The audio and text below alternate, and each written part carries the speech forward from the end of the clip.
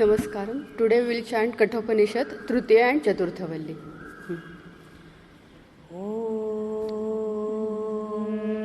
Sahana bhavatu, sahano bhunaktu, sahaviryam karavavahai, tejasvinavadhitamastu ma vidvishavahai.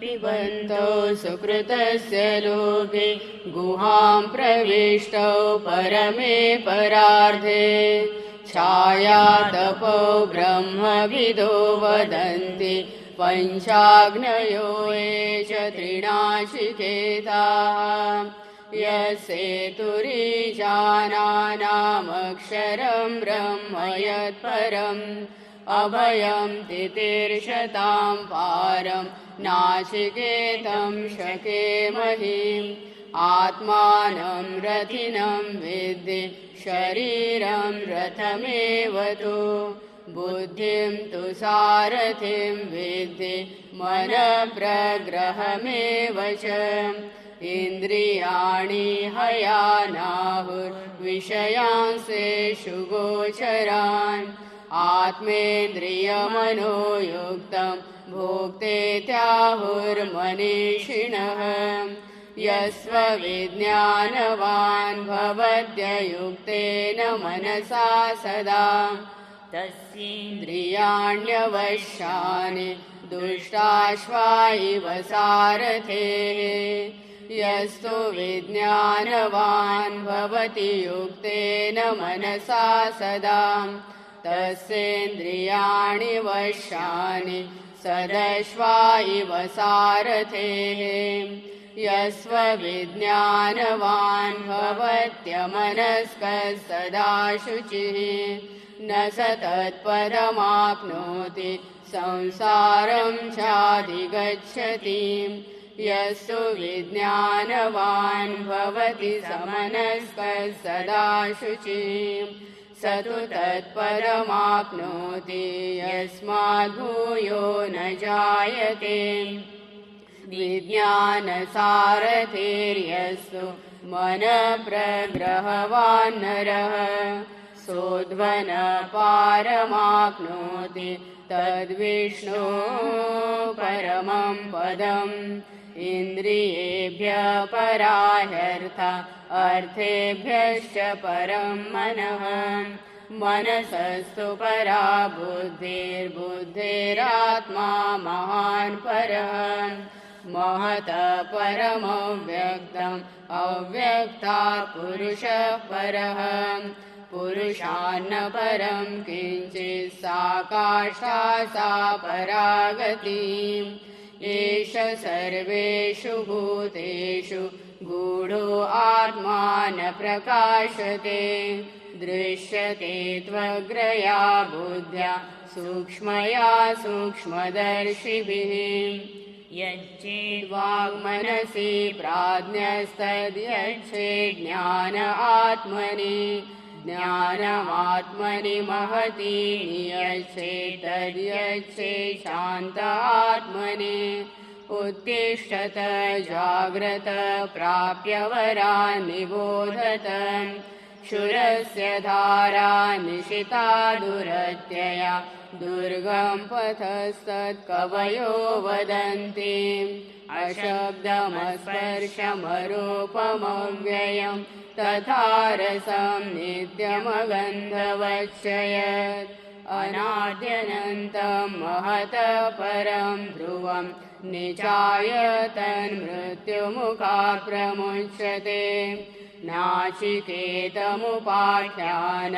मृत्युप्रोक्तं सनातनम् उक्त्वा श्रुत्वा च मेधावी ब्रह्मलोके महीयते य इमं परमं गुह्यं श्रावये ब्रह्मसंसदे प्रयतः श्राद्धकाले वा तदानन्त्याय कल्पते तदानन्त्याय कल्पत इति पराञ्शिखानि व्यतृणस्वयम्भुस्तस्मात् परां पश्यति नान्तरात्मन् कश्चिद्धीरा प्रत्यगात्मानमैक्षत् आवृत्तचक्षुरमृतत्वमिच्छन् परा च कामाननुयन्ति बालास्ते मृत्युर्यन्ति विततस्य पाशम् अथ धीरा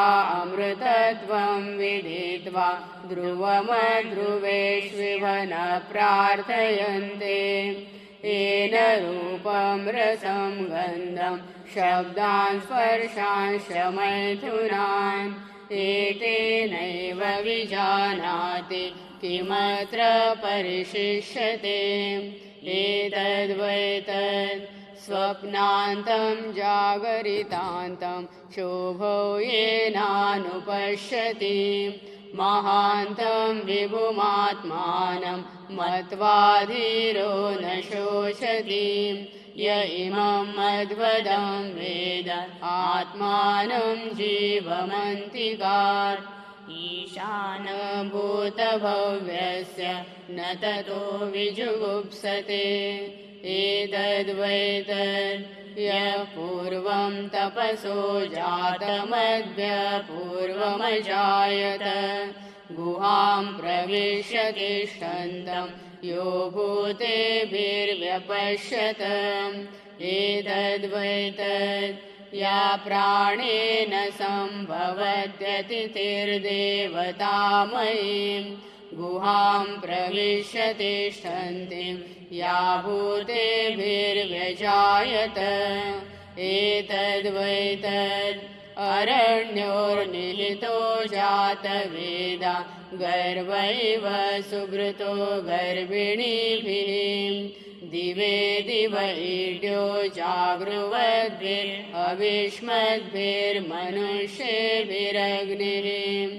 एतद्वैतत् यतः शोदेति सूर्योऽस्तं यत्र च गच्छति तं देवा सर्वे अर्पितास्तदुना ते तु कश्चन एतद्वैतत् यदेवेह तदमुत्र यदमुत्र तदन्विह मृत्यो समृत्युमाप्नोति य इह नानेव पश्यति मनसैवेदमाप्तव्यं नेह नानास्ति किञ्चन मृत्यो समृत्युं गच्छति य इह नानेव पश्यति अङ्गुष्ठमात्र पुरुषो मध्य आत्मनि तिष्ठति ईशानो भूतभव्यस्य न ततो विजुगुप्सते एतद्वैतत् अङ्गुष्ठमात्र पुरुषो ज्योतिरिवाधूमकः ईशानो भूतभव्यस्य स एवाद्य सौष्वः एतद्वैतत् यथोदकं दुर्गे वृष्टं पर्वतेषु विधावति एवं धर्मान् पृथक् पश्यन् सानेवानुविधावति यथोदकं शुद्धे शुद्धमासिक्तं तादृगेव भवति एवं मुनेर्विजानत आत्मा भवति गौतम ॐ शान्ति शान्ति शान्तिः ॐ जननीं शारदां देवीं रामकृष्णं जगद्गुरुं पादपद्मे तयो श्रुत्वा प्रणमामि मुहुर्मुहुः. Before we resume our study of the Kathopanishad, for 5 minutes we will observe complete silence and pray for the situation in Bangladesh. Such a dreadful situation, we can't even imagine really. So 5 minutes of prayer, and exactly at 10:45 I will start the class. Close your eyes and let us pray intensely for the welfare of all Hindus there who are struggling.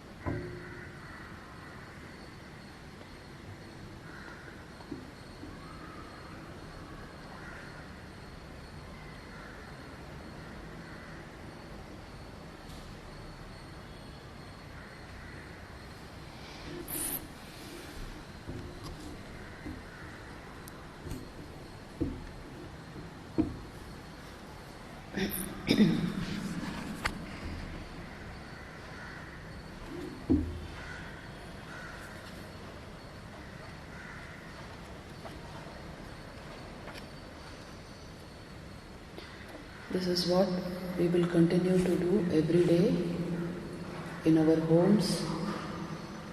Pray intensely for the situation to ease.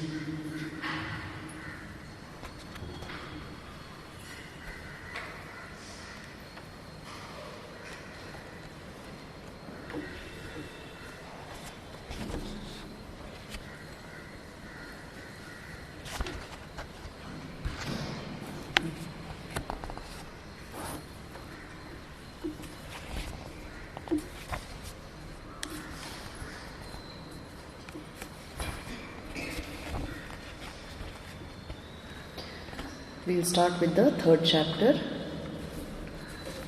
Very many ideas are there in the third and fourth chapter.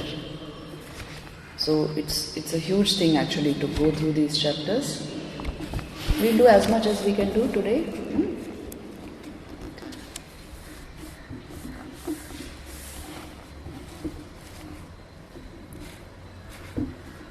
So ritam pibanto sukrutasya lokhe guham pravishto parame pararthe chaya tapo brahmavido vadanti panchagneyo yecha trinachiketa. See, the individual and the cosmic self residing in the cave of the intellect, which is the best place for self-realization, they enjoy the fruits of actions, and those who know Brahman say that the individual self and the cosmic self are related to each other, like light and shade. So, are they related?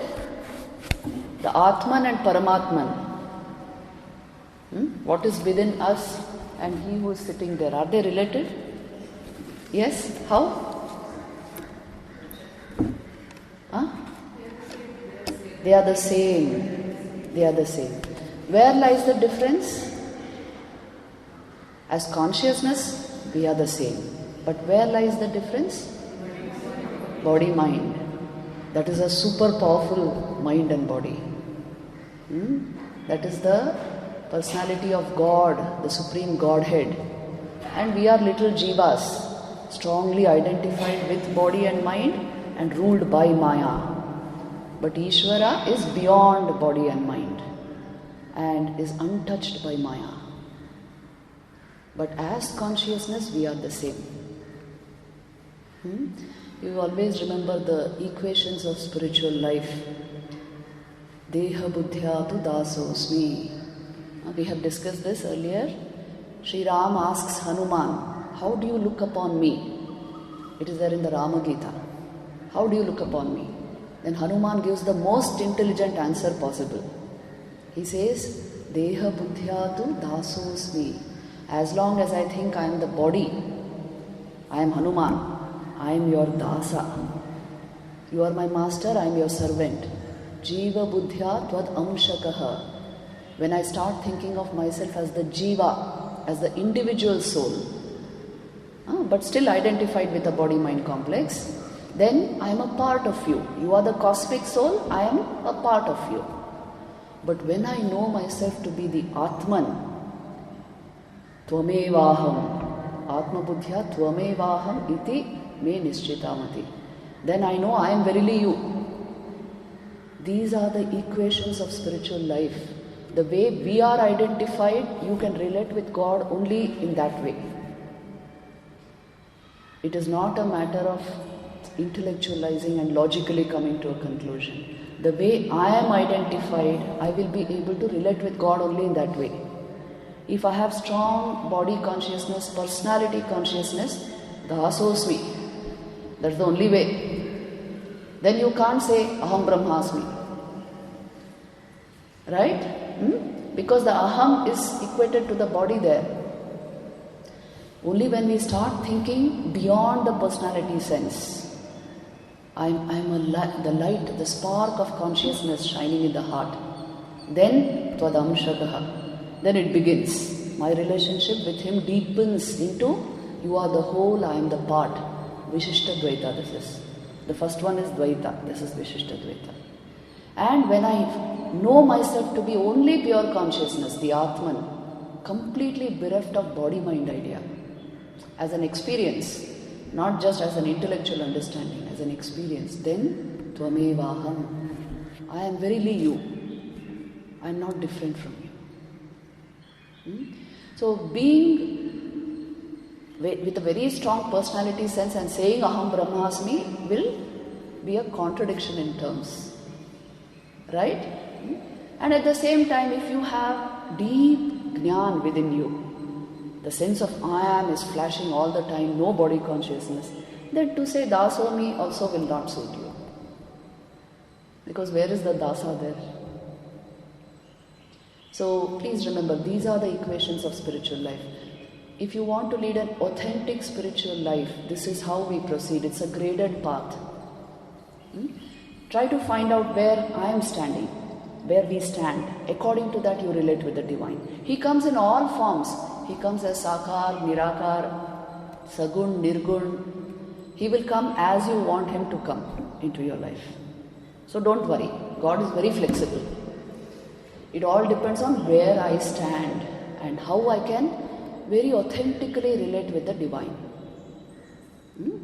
So this is what he's saying here. You see, the real individual soul and the cosmic soul are not two different things. They are deeply related. See, in many passages in this Upanishadic mantras, pure Advait Vedanta is there. This is one of them. They are not different. As consciousness, can there be two consciousnesses? One mine and one God's.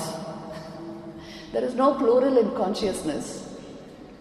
Because it goes beyond mind. Plurality, duality are functions of the mind. Consciousness is not a function of the mind. Mind functions in consciousness. So when I realize this, then there will be no more duality. You know, the sense of self which we will feel will be very different. So the sense of you also will be different. Beautiful illustration is from the life of Holy Mother Sri Sharda Devi. What a wonderful illustration, you see.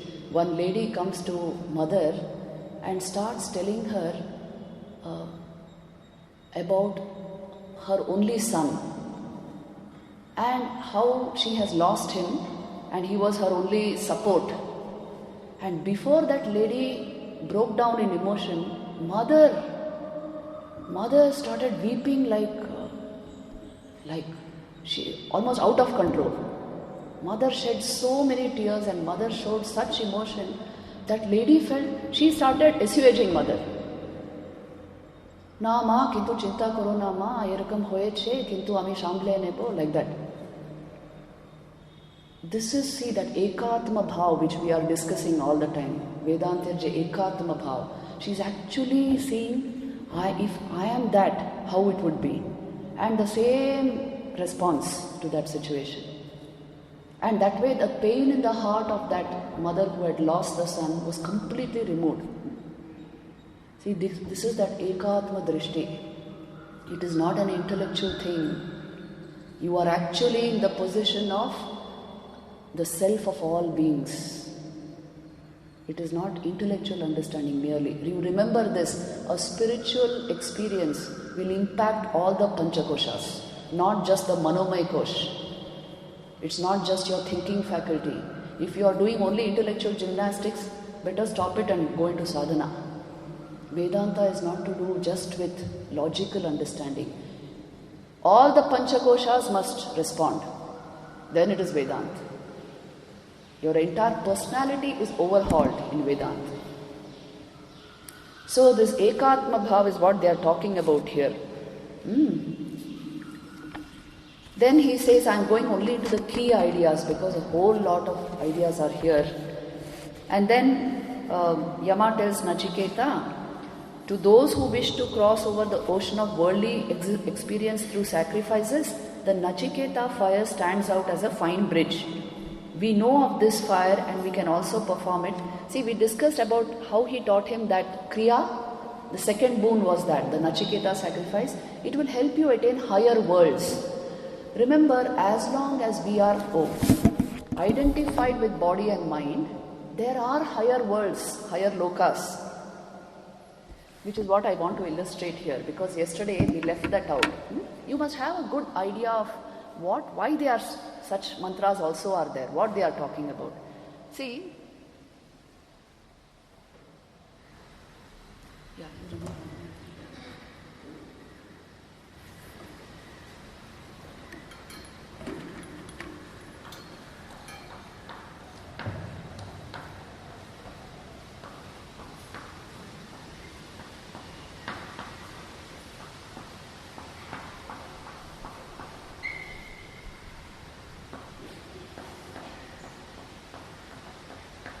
See, I'm writing the human personality structure according to Vedanta. What is the human personality structure in Vedanta? Annamay Kosh plus Pranmay Kosh plus Manomay Kosh plus Vijnanmay Kosh plus Anandamay Kosh. Behind this is the Atman. It's not just a body-mind complex. This is the structure. Okay, Annamay Kosh means body. Because it is born of Anna, what you eat. Pranmay Kosh is your vital energy sheath. There is an energy coursing in our veins. You can feel your vitality. When we are sick, our vitality is lowered. That is that vital force. So that is also considered a sheath or a body you are wearing. And then Manomay Kosh, this is the mind. The third sheath or covering we are wearing. Then the Vijnanmay Kosh, this is the higher intellect that is given a separate sheath, separate status as a sheath. And then the Anandamay Kosh, this is the causal sheath. Now you remember, this is called the gross body. This is the gross body, or what is it called? Sthula Sharir. These three make the subtle body, or Sukshma Sharir. Right? And this is the Karan Sharir, causal sheath. So when we use the word Sukshma Sharir, it means Pranmay Kosh, Manomay Kosh and Vijnanmay Kosh. This is the causal sheath or causal body. What it is we will discuss, and behind that is the Atman. See, we were in Manomay Kosh. Manomay Kosh means mind. Vijnanmay Kosh means the intellectual sheath or body. And the causal sheath means that filter through which the light of awareness comes into this system. That is the causal sheath. Now, when death happens, it is only the snapping away of Annamay Kosh from the rest of you. This is death according to Vedanta.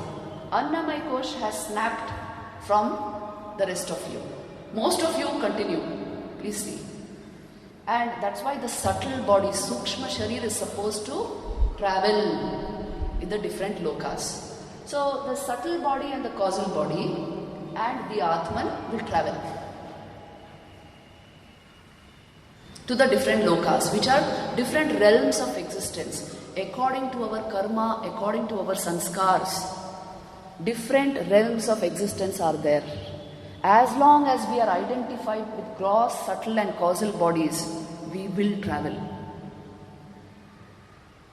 When you are identified only with the self, there is no more travel. Like just now here you see, suppose now I go from Bangalore to Kolkata. Body traveled, isn't it? Did my consciousness travel? In consciousness lies body and mind. So consciousness does not travel. Same thing here. See, when you are identified only with consciousness, there is no more travel for you. Until then, subtle body and causal body will travel. So there are worlds of sojourn, the different lokas. And what are those different lokas? Some idea of it you must have. See, Advait Vedanta will dismiss all this. They will say, Arey, you are only that. Don't worry about all this. But as long as I have not realized that, better be serious about all this. That's the wise way to proceed, isn't it? Now, suppose a PhD student tells you, don't worry about primary school mathematics, it's not going to matter. But for the primary school student, very important. Otherwise, he can't build concepts further, isn't it? So all this lokas, it's important to know so that we become careful about our karma and about our sanskars. These are the only two things which go with us. With the fall of the gross body, what impels the subtle body and causal body to go to higher lokas is only our sanskars. According to the resonance of that sanskar, you will land up in a place where that resonance is there. And according to our karma, the karma fal decides where we go. So you see, what are the different lokas? Now here we are on Bhulok. Bhulok means this earth, this loka. This is the karma bhumi. according to the karma you manufacture here, if it is positive and negative, you go to bhuva. If it is very positive, but with lot of desire is there behind it, you go to swa. Bhuva is also called pitrilok. Swa is swargalok. And if it is very bad karma, you go to patal, narak, vital. 7 planes of patal are there. Patala anta heltivalla. Vitala, talatal. So many types of hells are there. So very bad karma. See, negative karma means you go here. This is positive is equal to negative. You will go to pitrilok. Only positive you will go to swargalok. But this is all impelled by desire. Desire is still there. That's why you are going here. But there are certain people who have got rid of desire to a great extent. But lot of positive karma they have done and got rid of desire. They will not go to Swargalok. Swargalok is like 9-star hotel. All the time pleasure, pleasure, pleasure, pleasure, and you exhaust your Kshine Punya Martya Lokam vision. You come back here to Bhulok. All these are lokas like that only. You exhaust your karma fal and come back. Kshine Punya Martya Lokam vision. But a spiritual aspirant, a sadhak is not going to go to Swargalok. Because right here, if you understand the nature of pleasure, how will you go into, 5-star hotel only is something, you can say, not at all enough, not at all satisfactory. How will you go into 9-star hotel at all?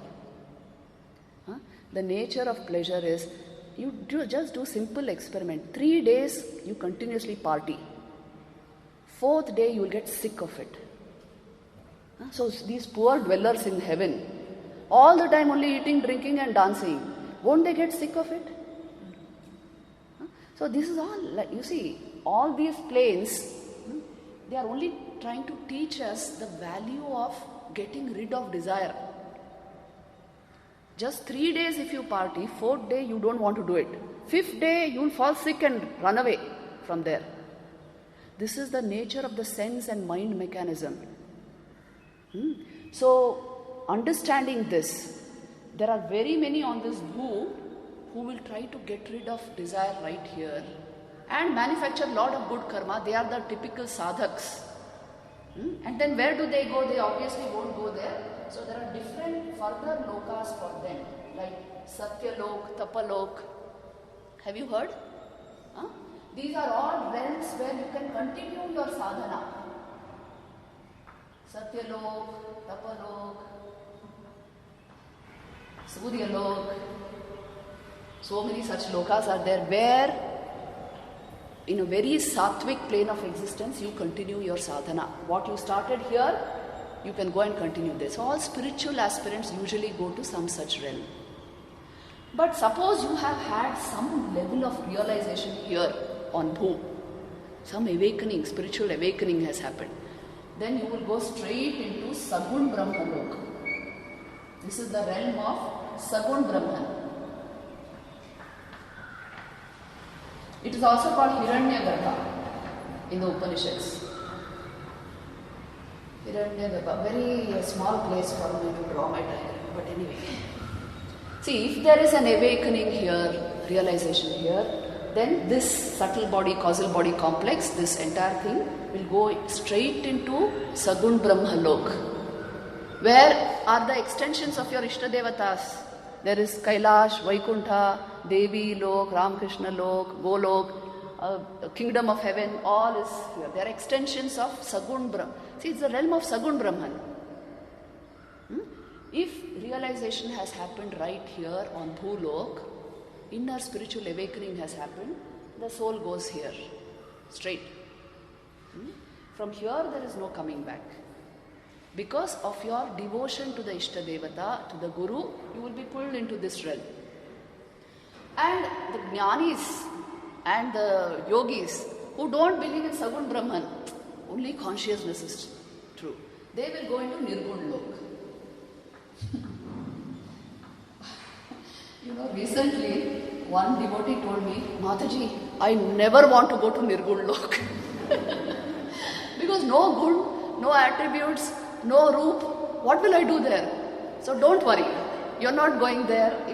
If the experience of Nirgun Brahman has not happened here, you are not going here. So don't worry at all. You can go to Sagun Gurlok. This is a good destination for most people. Because our mind cannot conceive of pure consciousness at all. Only when you transcend mind what Nirgun means, you will get a glimpse of it. Then this lok will not appear so deadly, It is actually the truth of Brahman. So the Jnanis dwell here, the Jnani mind. So if realization, Nirgun Brahma realization has happened, you go into this loka. This is also the loka of Brahman only. This is the Sagun lok, this is the Nirgun lok. So according to our realization here, this complex, subtle body, causal body, Atma, they are supposed to travel to these lokas. But you see, Advaita Vedanta will throw a fundamental insight and tell you, if you are only consciousness and all these were superimposed on you, how will you be going anywhere at all? Tell me. Even right now you think and see, suppose I travelled from Bangalore to Kolkata, my body travelled from Bangalore to Kolkata. Did my consciousness travel? Inconsciousness was all travel. Not that consciousness travels. If this much we understand, then you will know that once this knowledge happens, no more travelling. Until then, lots of travelling. As long as we are identified with body-mind complex and with the causal body, in experience, not just in intellect, not just in thought, that long all this is very real. That's why your karma and sanskars are the only things you will carry with you beyond this, beyond the body.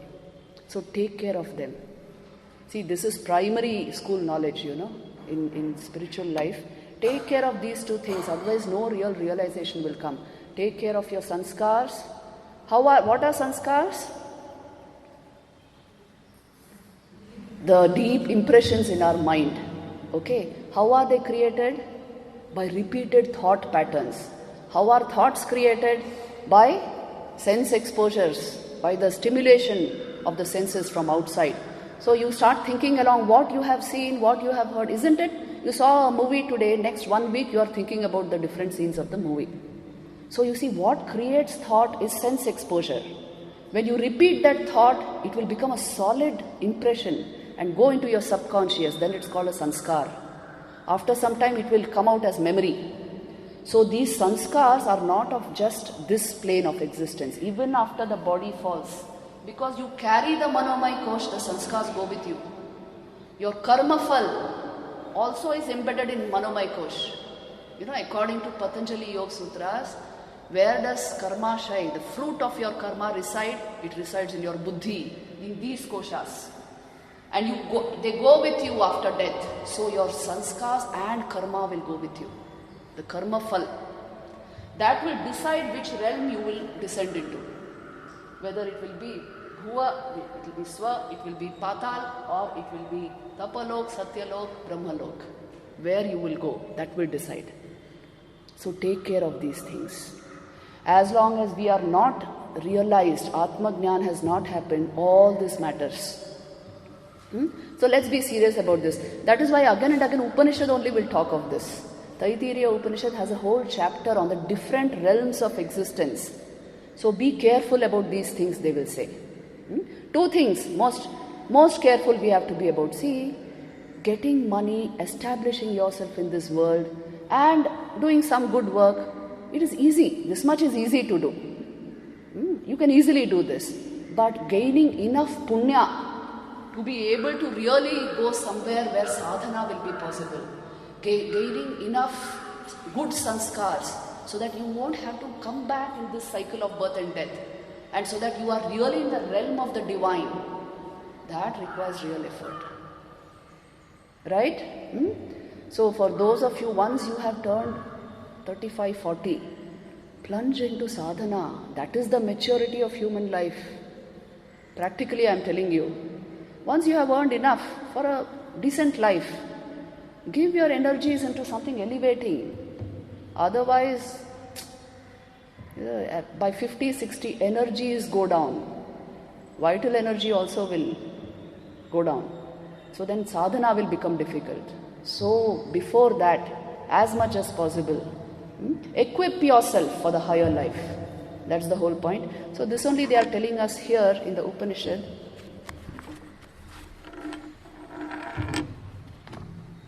Yeah, he fixed this up.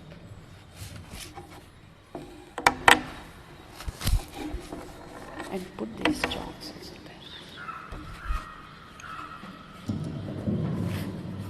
there. Okay, you see, that's why he says, so through these sacrifices, Nachiketa sacrifice and all that, you can go to the higher realms, higher worlds. So now we have a fair picture of where all we can go. Right? To the extent Punya Karma is there, to that extent a higher Loka Prapti is there for us. And if there is absolutely no Punya Karma, then automatically you are going to come back. See these planes of existence. This, very little Punya Karma, you only hear, you keep circulating, that's all. So just be careful about this. This is all the message of this mantra. And those who attain to the plane of Sagun Brahman or Nirgun Brahman will actually attain fearlessness. This is what they are. Obviously, the mind there will be free from fear. Then you see the third mantra, the thing actually begins from here. It is very, very interesting. Atmanam rathidam vidhi shariram rathamevatu buddhim tu sarathim vidhi mana pragrahamevacha indriyani hayarnahu vishayan steshu gocharan atmendriya manoyuktam bhoktetyahur manishinaha. Atmanam rathinam vidhi. Then the whole of human life, he is drawing a tremendous analogy. He is saying it is like a chariot.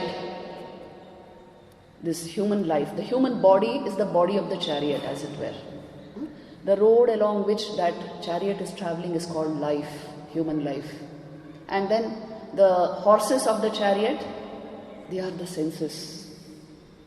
See, senses are really like horses, constantly. They are wild horses, our senses. Constantly moving here and there, flitting from one object to another. And when the horses are unruly, what happens? The chariot can go anywhere. Isn't it? See, it's a very apt analogy they are drawing. The chariot goes in anywhere when the horses are unruly. So you have to put blinkers for the horses so that they go, the movement is unidirectional. Even in human life, if you have a high goal to attain, you must this is required. Overstimulation, overexposure, it will block the intelligence itself. So, you see, that's why he's saying this. And then there's a charioteer who has in his mind the reins of the chariot. So he says the mind are the reins. And they have to be held tight by the charioteer, who is your buddhi. The buddhi is the charioteer. The intellect, that should rule our mind. Don't give in to emotion and silly thoughts, silly emotions and all kinds of attitudes. If the charioteer is really a capable fellow, he will hold the reins tight and make sure the horses are moving properly so that the chariot moves properly. Right? And if the charioteer is drunk or really incapable, the reins will be loose, the mind will be loose. And the horses, the senses will take you anywhere. They can take you into a ditch. See, this is exactly what happens in normal life. Once in the first course which I delivered at Delhi IIT, there were a group of students who were actually addicts. Substance abuse, you must be knowing, addicted to that.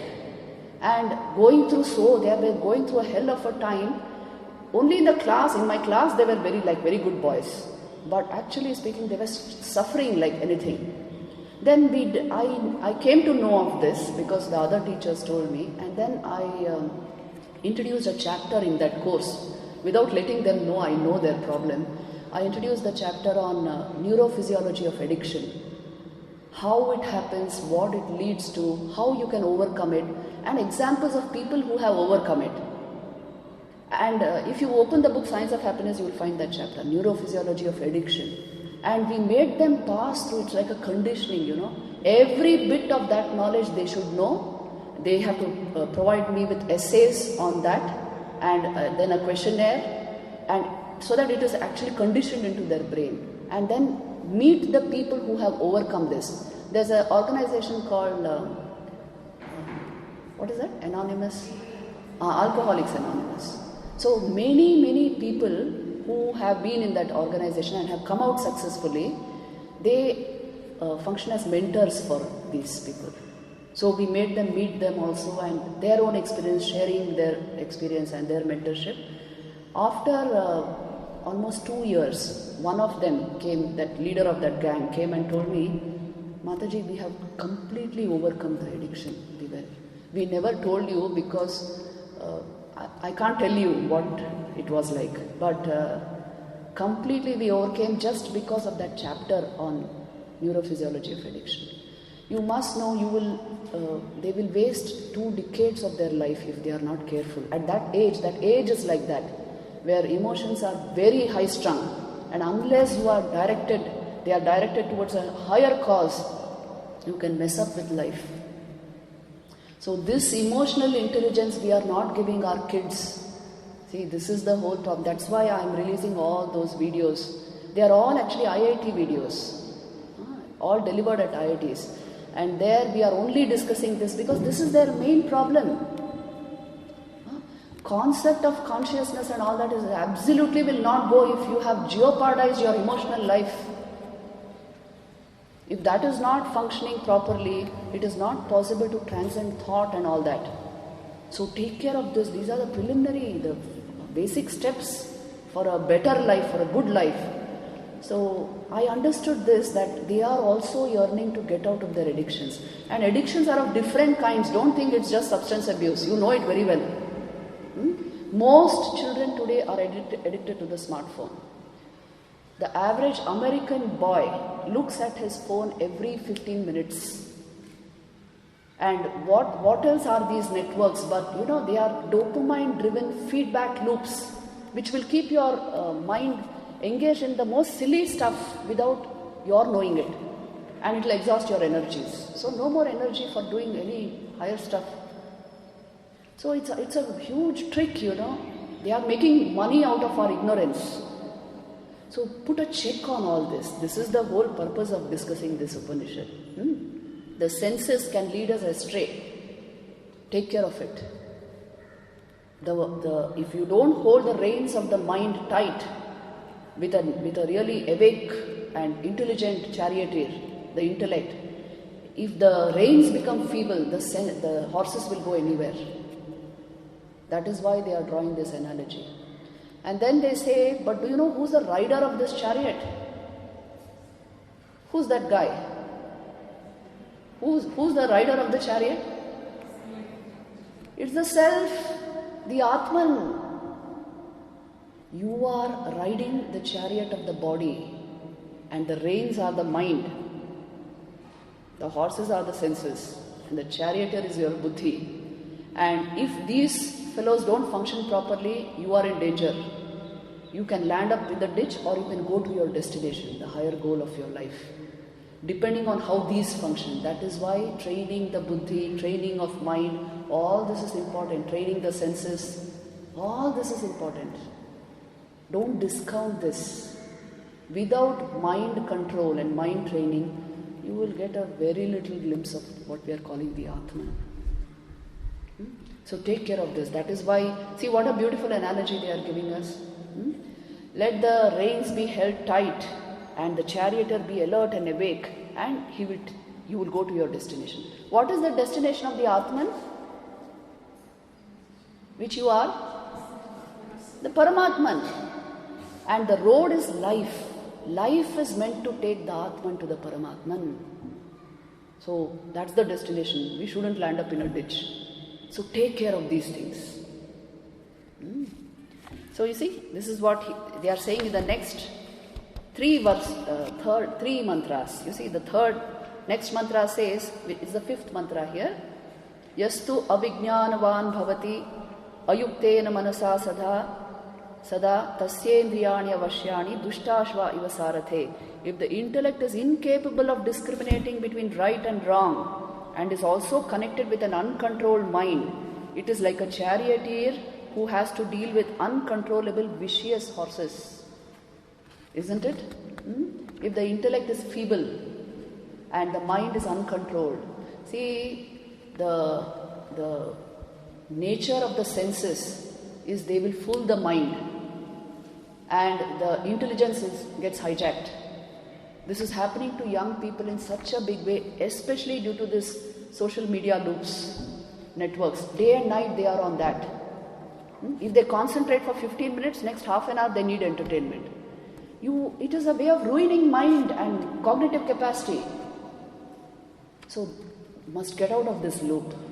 Must get out of this loop. Then only intelligence will sparkle. You see, the more awareness you have, the more intelligence will sparkle. And the less awareness we have and more mental conditioning only, and that too of the negative kind, the less intelligence will be there. This is the study of, there's a video on YouTube called Study of Intelligence. Please see that video. What contributes to intelligence? I have given out that information in universities, even in the US. Everywhere we discussed it. At Carnegie Mellon, at Princeton.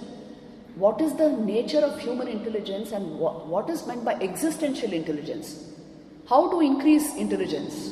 Not through information, not by pumping more and more information. It is by increasing awareness from within. That is what contributes to real original intelligence, creativity, problem solving, analytical skills. Only existential intelligence contributes to it. So how to develop that then? Well, you see, discipline and self-control are fundamental aspects of any culture. But today we are, I don't know how we have become like this. We think it's an imposition. Our young people, any form of discipline you give them, they will feel, I'm losing my freedom. You are being given your freedom actually. Freedom not of the senses, freedom from the senses. So this has to be, battered into them at least school years. I am of that type, okay, I am not namby-pamby type. You have to do these things, and if you don't do it, get out of my class. That is the policy. Because by doing, they get the sanskar. But if they don't do one initially, if you spare the rod, you will spoil the child. So this has to be done. That is the only way they will develop the higher taste. Then afterwards you don't have to bother. But this thing they have to pass through. Discipline. Discipline only will give you high vital energy, high intelligence. There is no other way. So for your children and grandchildren, please impose this. It's a blessing in disguise. So then again he continues in the same strain, you see. When a person has a discriminating intellect and has that intellect always joined to a mind that is under control and his senses are also under control, then he is like a charioteer who has well-trained horses to handle. See the whole scheme they are giving us. When we go for lectures in colleges and university level, they don't ask for Vedant, they ask for mind management. They ask for emotional intelligence. They are asking for spiritual intelligence. They are asking for building focus and memory. Awareness is connected to all these.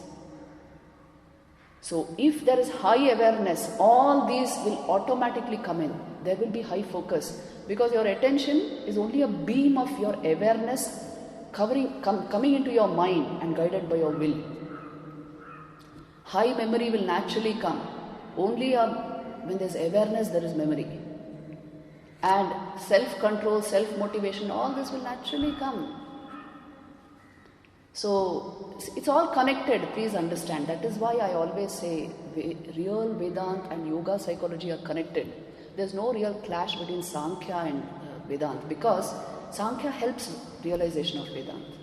Philosophically they are different, but practically in sadhana you can use the methods of yoga to come to Vedanta. So you see, when a person, He whose intellect is not able to discriminate between right and wrong and whose uncontrolled mind lets his senses run after impure things, such a person can never attain self-knowledge. On the contrary, he gets caught in the cycle of birth and death. But the person who has a discriminating intellect and a controlled mind is always pure in thought, speech and action. Such a person is sure to attain his goal of self-knowledge. Having attained that goal, he does not come into the cycle of birth and death, which means he no more will travel just here. He transcends to higher realms. Then he whose intellect, like a good charioteer, takes him along the right path, whose mind is under the control of that intellect, and who by virtue of such a combination can direct his senses as he thinks best, he can go to the other side of the world and also gain self-knowledge. Because, now listen to this. Indriyebhya para hirtha arthebhyascha param manaha manasastu para buddher atma mahan paraha. Because superior to the sense organs are, those centers in your brain which stimulate the senses to function and take in input. Superior to that is the mind. Superior to the mind also is the intellect, and the one who's on top is the self. Which means you can control this mechanism from within. You don't have to be at the mercy of the television and internet and all kinds of addictions. You can control this mechanism from within. In fact, he is a man who has this control. Otherwise, what's the difference between an animal life and the human life? Tell me. Let us make this very strong. See, these are the vital points in our culture. Indian culture has always been like a mother, very protective, cautious, cautioning us. Yesterday we discussed Shreyas and Prayas, the last class. See, today this one. Self-control is at the heart of development. Make no mistake about this. And this is especially our cultural value. That is why Vivekananda said that Tyag and Seva are the twin ideals of India. You intensify her along those channels, the rest will take care of itself. Self-control is at the heart of human development. So you see, this is what they are saying in this mantra. Then it also goes on to say, Mahata param avyaktam avyaktat purusha paraha purushana param kinchit sa kashtha sa paragati, which means even higher than this individual self is the cosmic self. Brahman or Paramatman, whatever you call it. And that is termed here as Purusha. Is the Sankhya word for Brahman. So, and that, there is nothing greater than that. Brihatvad Brahman. It is the infinite one. It is the highest cosmic principle of intelligence and consciousness. And that is our own real nature. That is how we are connected to it. We are not mere creatures of, sensate creatures or mental creatures. We are the Atman manifesting through a body and mind. If this much is digested, it's a huge step, isn't it? That is why Vivekananda always insisted on saying, you are the creator of your destiny. Just learn to think of yourself correctly. What you identify yourself with. It's crucial to your further understanding. And identify yourself correctly. Immediately you will know that one who identifies you only with body is insulting you. Right? These are the key values of Indian culture. See, our culture has arisen from a great spiritual heritage. This is the heritage. You are essentially the self, a spark of divinity. Why should you only think you are the body, you are matter, and make somebody also think you are matter? Don't insult your being. And that is why all the restrictions imposed upon our social life, whatever, all the different ashramas, to be able to digest this caters to human development, please understand. We grow from within. When there is a kind of discipline at every level, the inner life will develop well. Right? If there's only freedom of the senses all the time, there will be no inner real growth. So all these restrictions or whatever you may call them, they were only meant to solidify your inner life. And you see, then he says, Esha sarveshu bhuteshu budo atmana prakashate. This very cosmic self is hidden in the heart of all beings. Hidden as the self, as the Atman. Na prakashate. It is not manifest. But drishyate tvagraya buddhaya sukshmaya sukshmadarshibihi. But it is known by those who are of subtle, pure intellect, pure intelligence. Because it is itself subtle, it can only be known through a subtle intelligence. And sukshmadarshibihi. See, a tattva jnani is a sukshmadarshi. He sees the tattva behind the manifest form. So you can know it through a purified intelligence. You can know the Atman. That's the way to know it. They are giving us an important clue. Who else told us this? I gave you a formula in the first class. Who told us this? Pure buddhi is equal to pure Atman. Thakur has given us this formula. Pure mind is equal to pure buddhi is equal to pure Atman. See, there's a way to that knowledge. There is a way to it. There's a method to it. This very intellect will reflect the light of pure awareness. If it is clear, if it is dense and tamasic, it will not reflect. Right? You can feel it, isn't it? See, on some days, we feel deeply aware. On some days, you just don't feel. The mind is flitting, restless. So, now analyze this and see. Which are the times when I feel deeply aware within myself? When the buddhi is clear enough, when the mind is steady enough, then you feel deeply aware. Check this out and see. That is why sattva is required for this. A sattvic life. The sadhak's life is sattvic. Because he is trying to catch a glimpse of the self through a pure mind. If there is no such purpose, then the mind can become tamasic. When there is a higher purpose, commit life energy to making life sattvic. So all this matters, remember. It won't do to say, well, the self is avarnam, agotram, achakshashotram, so, and you are that. Life must lead to that. It must become an experience. For that, all this matters. So you can get it through a sharp, penetrating, pure intellect. That's the message here.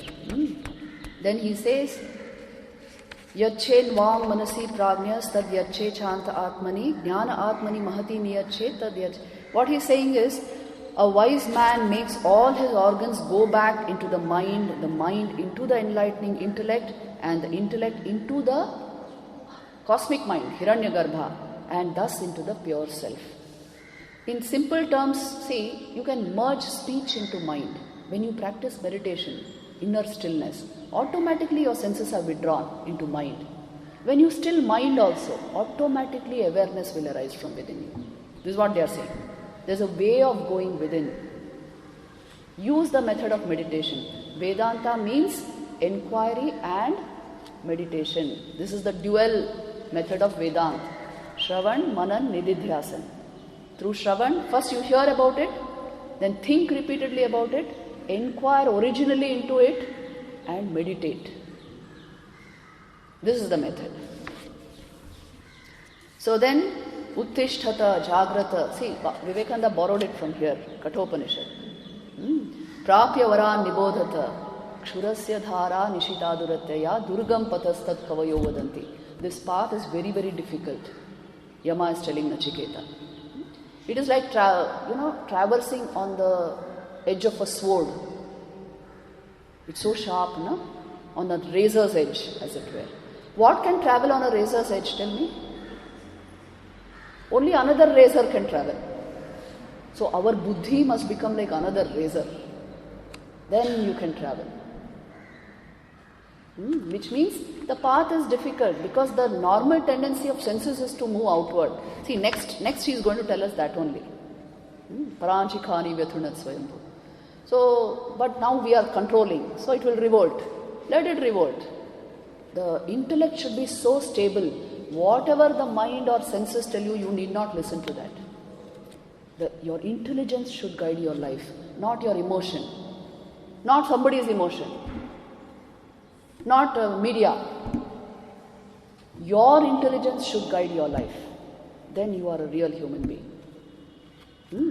This is what he is saying. Then again he comes to self-knowledge. See, for another 5 minutes I will discuss these beautiful mantras, then we'll go to Q&A. See, then he says, Ashabdam asparsham arupam avyayam tatha arasam nityam agandhavachayat anadyanantam mahata param dhruvam nichaya tanmrityu mukhat pramuchyate. Which means, the very nature of the self is, your senses will never get even a clue of it because the self is soundless, touchless, formless, odorless, eternal, undecaying, without a beginning and without an end, superior even to the cosmic mind, and the same always, constant. It is of the nature of pure awareness. It is not of the nature of thought. Yes? Awareness is different from thought, na? Or they are same? So tell me, are you thinking of awareness or are you thinking in awareness? See, automatically the answer, correct answer will come out because it is self-analysis, think and see. You can never think of awareness. Think and see, try to think of consciousness. You will fall asleep because it is not a concept. In awareness you are thinking. The very thought process happens in awareness. It is so primary and fundamental to you that you escape noticing it. It is so primary. Like, the air we breathe. I understood the importance of this air only in Delhi. Yes, when I was first posted there, I understood the value of air. Because it is always there around us, we don't understand its value. In the winter months there, air is the most precious commodity. Everyone is choking for fresh air. So, what is always present and permanent and around us all the time, we don't notice it, The self is that, he is saying. Ever-present reality of consciousness, we are not sensitive to. But what nonsense the mind is cooking up, we are very sensitive to that. I am is the most primary thing about us. Hold on to that. And shake off the mind. Shake off thoughts. So you see, in this refrain it goes now, and then he goes on to tell Nachiketa, Paranchikhani, which means senses will pull you out, mind will pull you out, but you must hold the reins tight and turn inward. The next chapter is entirely to do with this, which I can't cover now, time is up. But in simple terms, it means only this much. Paranchikhani vyaturnat swayambhu tasmat paran pashyati nantaratman means, because the senses are turned outward, our senses are turned outward, na? See, you can hear outer noise. Your heart is pumping so much blood, can you hear it? It's gushing in your veins, can you hear it? I can't hear what is happening right in my heart. I can hear what is happening right over there. See, we are so made, we are turned outward. I know what is happening on Jupiter just now, that smartphone will tell me. But I don't know what is happening in my own heart. This is the way we are made. So this is what he is saying. Paranchikhani vyaturnat swayambhu tasmat paran pashati. So you will see only the outside. That is why some dhira, some man of very steady intelligence, what did he do? He turned the entire equipment inward, the senses and the mind. It requires higher intelligence to do that. you should know this, spiritual people are the very cream of intelligentsia. They have understood what is to be done with this equipment. And the real duds are always turned outward. Isn't it? Watch your own life and see. The really sensitive will turn inward. The really insensitive will turn outward. This is what he is saying in the next chapter. Entirely it goes like that. So we will revisit this tomorrow. Because time is up, I'll open the floor for questions for the next 20 minutes.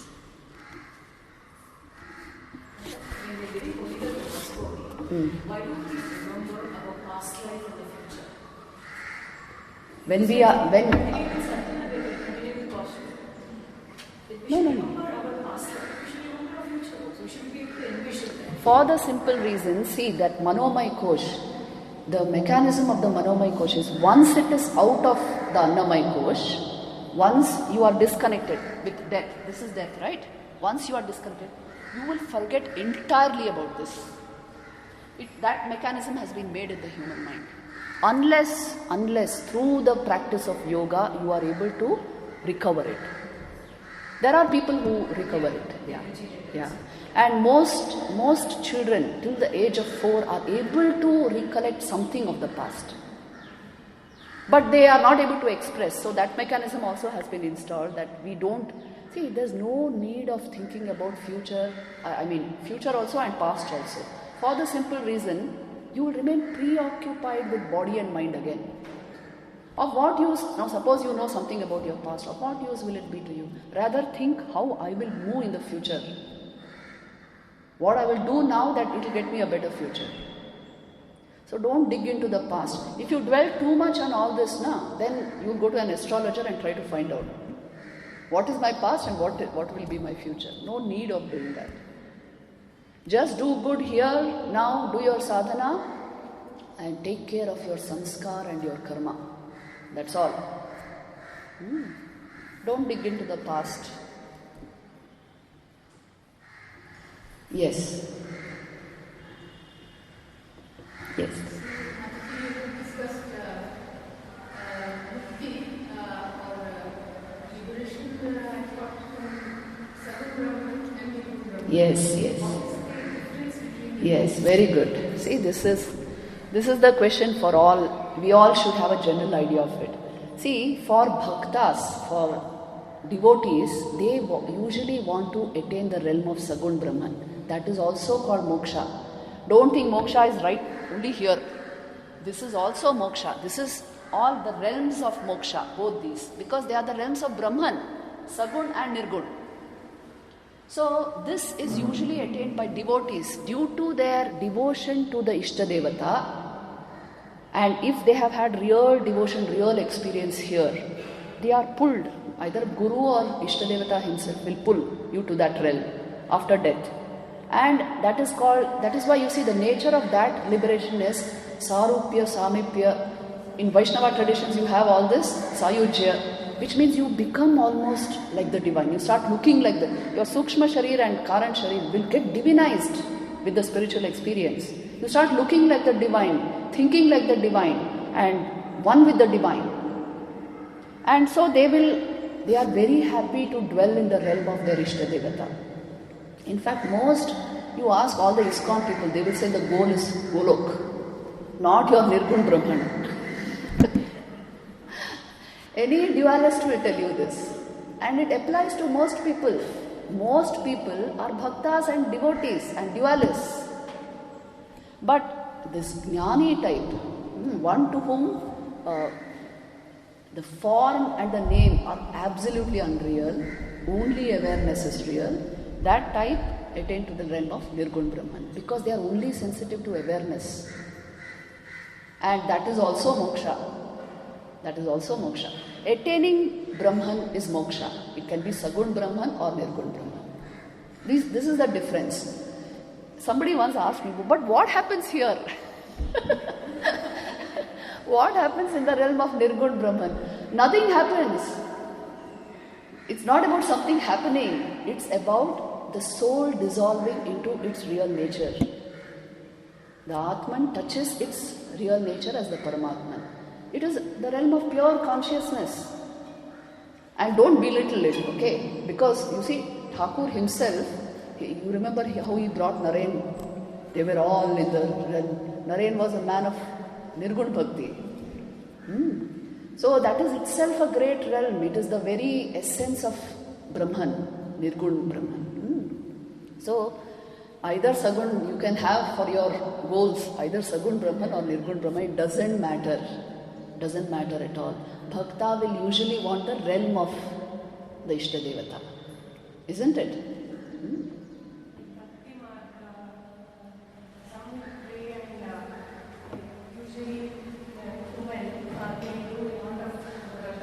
How? Yes, yes.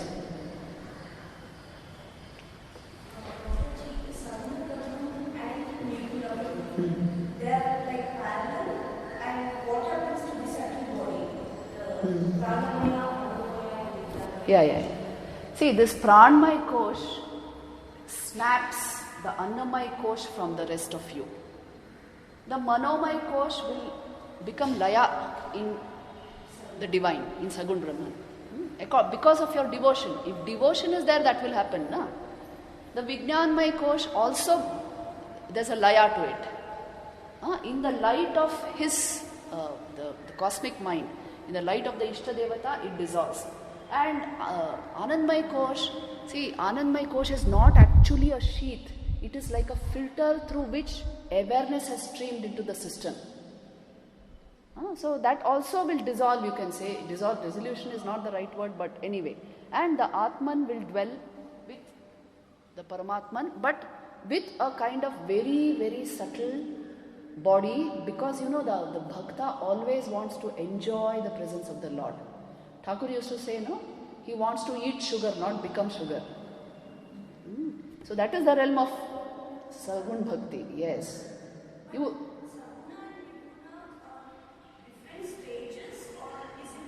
Parallel. No higher, lower. Don't worry. What you want is what you want. Okay, it's not about this is the goal, but I will go like this and then bypass this and go there. No such thing. What you want to attain in spiritual life, you will attain that. These are both aspects of the same Brahman, Sagun and Nirgun. Thakur used to quote Kabir and say, Sagun meri maa, Nirgun mera baap. Which one are you going to prefer one? Both are true.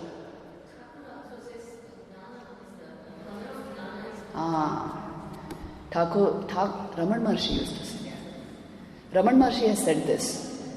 Bhakti Jnana Mata. The mother of Jnana is Bhakti. Even Bhagavad Gita says this.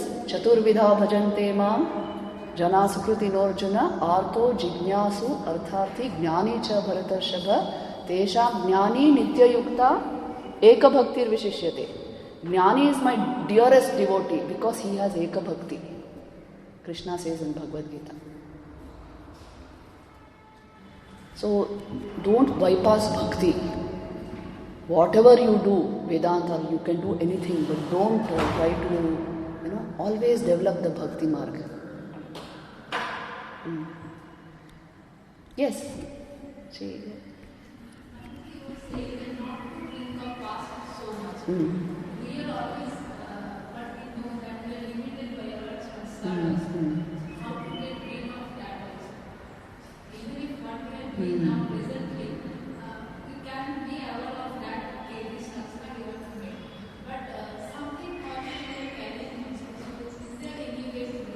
There is a way of renewing mind and the sanskars of the past.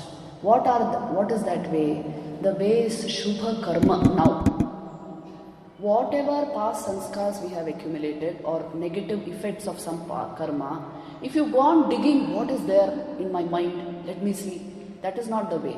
Now I will do so much Shubha Karma and I will do so much sadhana, spiritual practice that will get erased. Ashte ಮಾಡಬೇಕಾಗಿರೋದು. But don't dig into the past, because in the West that is happening in such a big way. Everybody wants to, and quickly people will convince you that, oh, in the past you were this, so this happened, so that happened, and now that's why you are like this. Lots of people are doing all that. I can't tell you. ಈ ರಿಗ್ರೆಷನಲ್ಲಿ ಮಾಡ್ತಾರಲ್ಲ, ಯಾವಾಗಲೂ ಅದು ಮಾಡ್ತಾ ಇದ್ದಾರೆ ಅಲ್ಲಿ, which is meaningless actually. Now you do ಶುಭ ಕರ್ಮ, that past will get erased automatically, whatever it is. Start from now. Now, today I will live my life like this. Every day my routine will be like this. Start like that.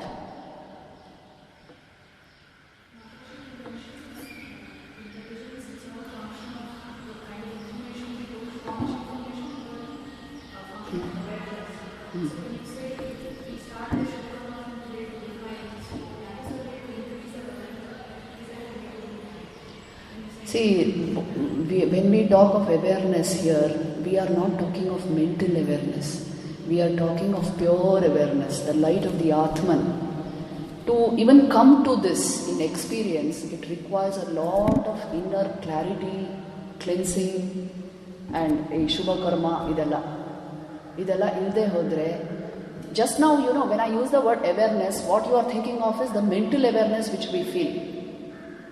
Only that much most people feel. Mentally I feel aware. Ade alva awareness. Illa adalla. That is only a reflection of what we are calling pure awareness. Pure awareness can only be felt if the mind allows you to feel it, if the mind clarifies and opens up. Adakke sadhane beku. Without sadhana, see, in the first class I told you, your I am sense is to do with that awareness. The I am which I feel. Iವಾಗ ನೀವು dive ಮಾಡಿ ನೋಡಿ, are you able to catch awareness just by dwelling on I am? If yes, very good. You are past. If no, use some method, use some sadhana.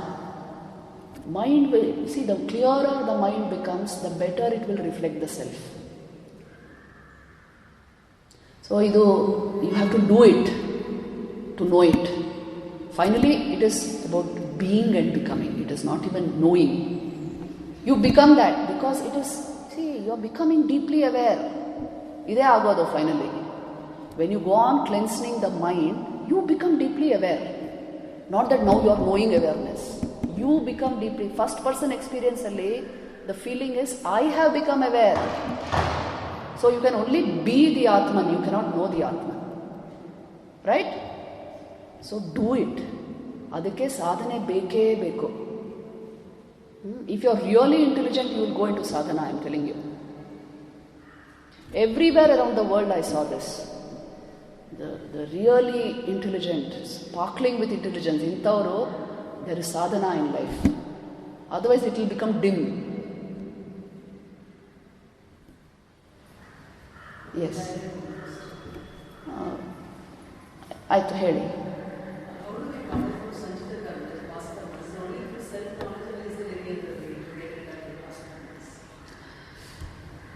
There are many ways.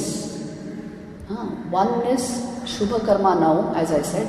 Second is Prayaschitta anta ondirutte. If you keep on doing such works which will remove the effect of negative karma of the past, and there are many ways to do Prayaschitta also. If you keep doing that, it will remove the effects of Sanchita. Negative Sanchita yenideyadu. Another thing is devotional practices to God. If you pray intensely, remove the effects of, Falaharini Kali Puja, why it is performed? Because mother likes fruits. Some people have that idea. Falaharini andre, she gulps up the karma fal.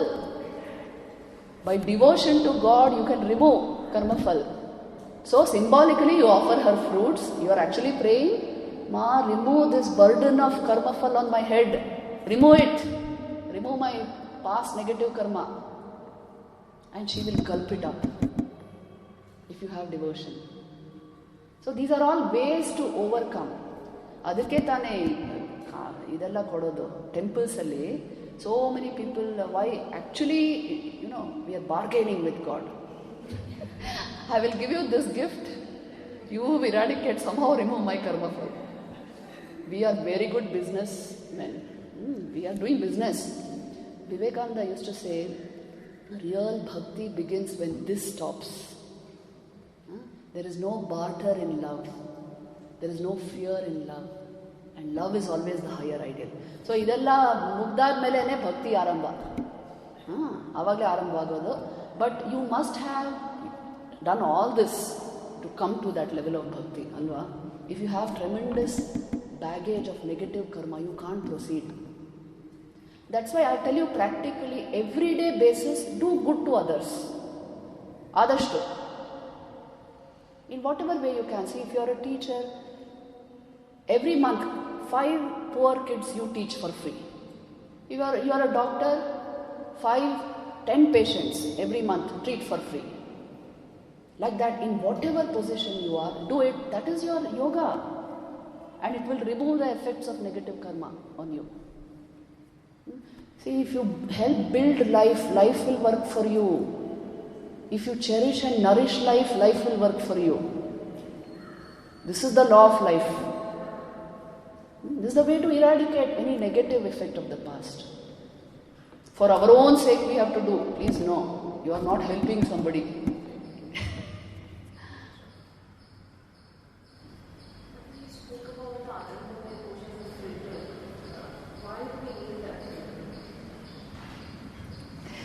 See, these other koshas are functioning koshas. Unless the light of awareness streams into them, they will not function as they should. Vijnanmay kosh is your intellect. Manomay kosh is your mind. So some amount of awareness has to be there for these to function properly. The causal body allows that. Causal body, if you really want to know what it is, get into meditation. Go deep into meditation. You will understand how consciousness filters into this system. From within, the light of consciousness makes the mind conscious. The mind makes the senses conscious. And we feel, I am the body and mind. How it makes the mind conscious, you have to know through meditation. Sumne higala.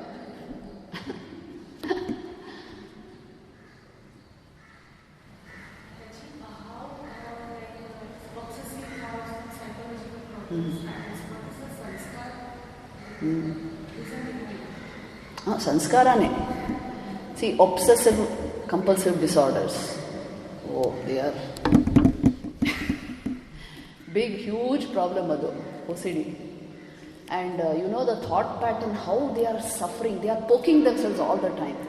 Intavaru. They are trying to eradicate it, adu hogta illa. It is due to strong negative complex which has become sanskar in the subconscious. I have a video on that actually. How to overcome stress and depression. Athara ella videos ide. See, I told you, no, you please subscribe to channel Vivek Vani. There you will have all kinds of, all IIT videos, they made small pieces and put on that. So there you find the video on how to overcome negativity, stress, depression, what is the cause, what is the effect, idella ide. Then how to overcome ADHD, OCD, and the value of Karma Yoga, that is why all these discussions are there. So you just watch that. Yes, of course. Anxiety, panic, suicidal tendencies. See, a young life beaming with vital energy wants to commit suicide. What is this? The mind in its own place can make a hell out of heaven and a heaven out of hell. Idu yaar heliddu? Now, mother has said, but exactly these words who said? Milton said this. And the way the mind can function, one English comedian has also said this. My life is full of disasters, none of which happened. Mind is enough to make your life disastrous. Nothing has to happen. So this is the nature of mind. Adu prakriti alva, chanchala adu. You stop giving it the light. Purusha should stop giving it light. Withdraw vital energy from it. It will become yours, the mind. Adakke training beku, sadhane beku.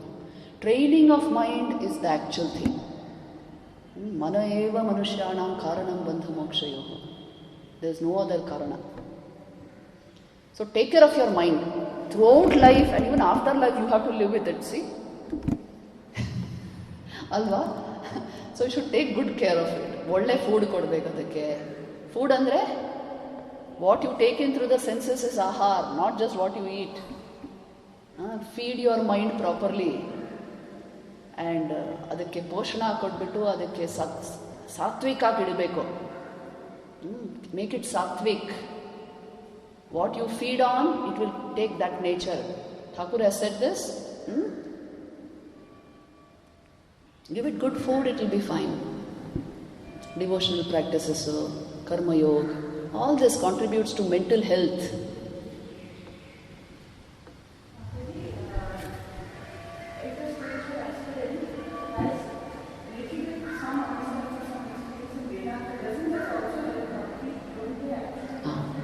Yes, definitely. See, some knowledge of awareness will complement your bhakti sadhana. That's the beauty of it. These two paths, bhakti and jnana, they crisscross. For some time they run parallel, then they crisscross. Itara hogatadu in the life of sadhana. So don't leave even one. Both you should use. Bhakti beke beku because you have emotions. They have to be raised to a particular level. If you don't love God, you will love somebody and fall into trouble. So better love God. That is bhakti. And if you have awareness, if you have generated awareness, deep awareness, it will support your bhakti sadhana also. And refreshment and renewal of mind happens through awareness. So build both. Vivekananda ಇದು ಹೇಳಿದ್ದಾರೆ, you must harmonize the 4 yogas ಅಂತ ಹೇಳಿದ್ದಾರೆ. ಒಂದೇ ಮಾಡಪ್ಪ ಅಂತ ಹೇಳಿಲ್ಲ. ಅಲ್ವಾ? I think we should end, see?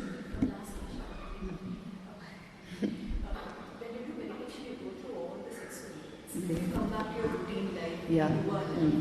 Is it possible that intense meditation, sadhana, entire day, 24 hours, 7 experience that Mataji, can somebody reach that stage? See, the experience of awareness or intense bhakti is perpetual only. Once that prajna sanskar or bhakti sanskar is generated, you are not doing it like in bits and pieces. Always that consciousness. See, prajna itself means the awareness that is the foundation of your thought process has come to the forefront. That is prajna. High awareness state.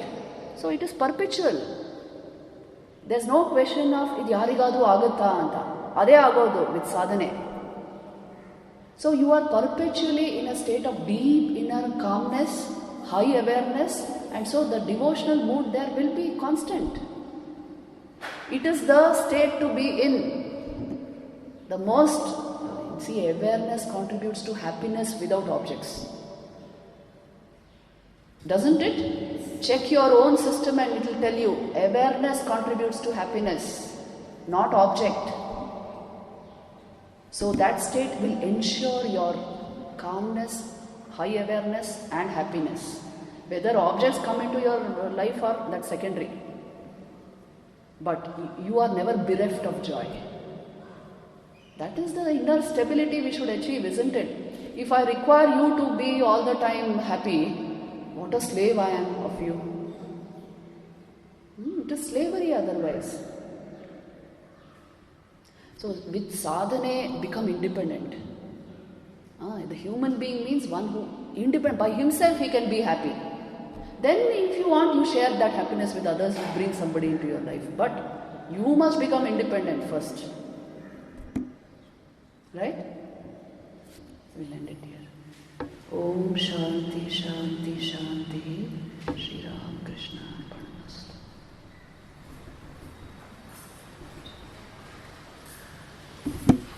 So tomorrow same time we'll continue.